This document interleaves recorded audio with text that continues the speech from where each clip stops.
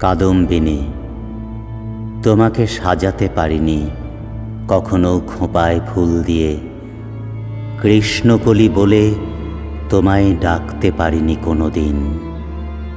পূর্ণিমার রাতে তোমার কোলে মাথা রেখে কখনো শুনতে পারিনি রবীন্দ্রসঙ্গীত অথবা জীবনানন্দের কবিতা।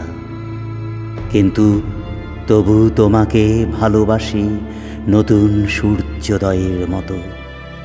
তোমাকে দেখিনি কখনো রুক্ষ বালুরাশির মধ্যে, অথবা বসন্তের পাতা ঝরা দিনে, কিংবা গ্রীষ্মের দুপুরে পাহাড়ের টিলায়।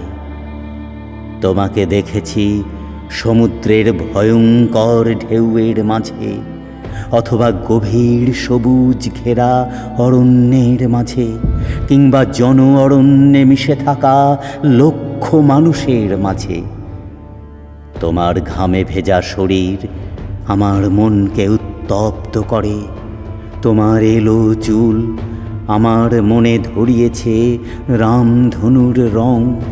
তোমার বেঁচে থাকার জন্য কঠোর সংগ্রাম আমাকে দিয়েছে প্রেরণা। পুরুষ শাসিত এই সমাজে তুমি এক বিদ্রোহের মূর্ত প্রতীক।